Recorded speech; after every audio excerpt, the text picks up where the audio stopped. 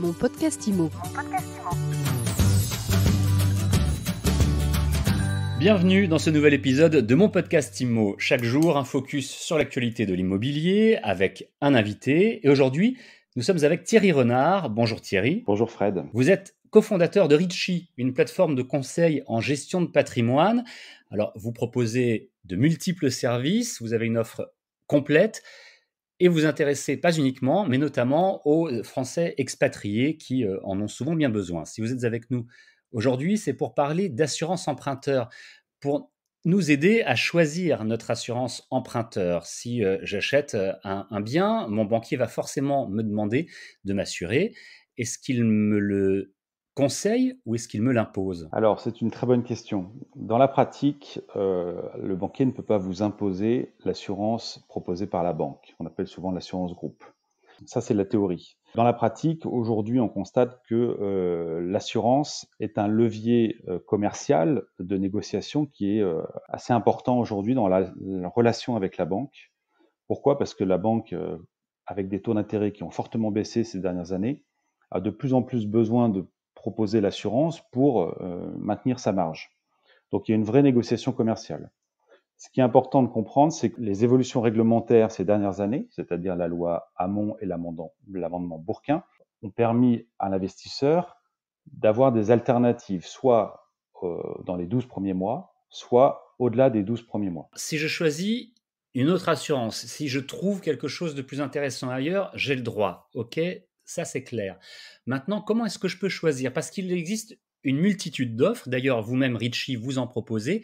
Comment est-ce que je peux comparer dans cette forêt d'assurance emprunteur? C'est tout l'intérêt de se faire accompagner, et chez Ritchie, on met des experts à disposition par visio, par appel téléphonique, qui vont vous accompagner véritablement sur votre projet. Puisqu'en fait, l'assurance emprunteur, c'est un paramètre assez fondamental et malheureusement souvent mis un peu de côté, de manière secondaire, lorsqu'on fait un investissement immobilier.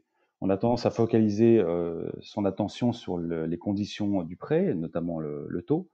Or, l'assurance est un véritable sujet aujourd'hui majeur pour plusieurs raisons. Première raison, c'est qu'avec la baisse des taux, le coût de l'assurance, proportionnellement, est devenu un sujet majeur. Dans certains cas même, on constate sur les dossiers que le coût global de l'assurance dépasse le coût global des intérêts durant le prêt. Ah oui. D'où l'intérêt, effectivement, de se pencher sérieusement sur cette question-là. Ensuite, effectivement, comme vous le dites très bien, il faut être un petit peu averti sur le sujet pour pouvoir comparer les offres. Souvent, une offre moins disante, bien évidemment, n'aura pas les garanties les plus larges et l'investisseur à terme risque, en cas de sinistre, s'apercevoir qu'il n'était pas forcément couvert au niveau qu'il le souhaitait.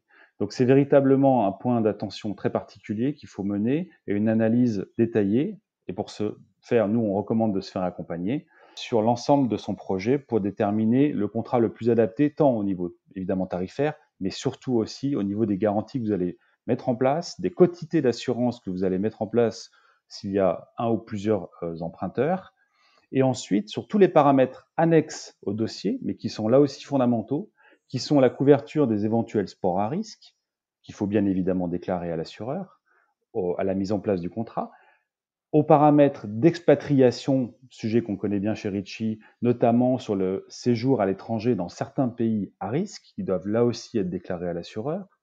Et puis évidemment, sur la mise en place du contrat, il y a tout le volet formalité médicale qui est aussi un point majeur, y compris lorsqu'on est à l'étranger. L'assurance emprunteur, Thierry Renard, elle protège qui le plus ou le mieux? L'emprunteur ou le banquier? J'aurais tendance à dire qu'elle protège avant tout l'emprunteur.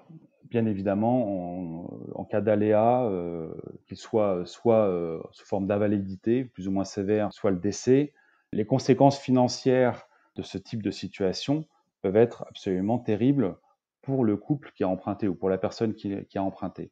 Et donc sa solvabilité financière peut être évidemment remise en cause, notamment si elle n'a plus de revenus professionnels. Donc c'est avant tout, je dirais, une garantie quand même de prévoyance familiale.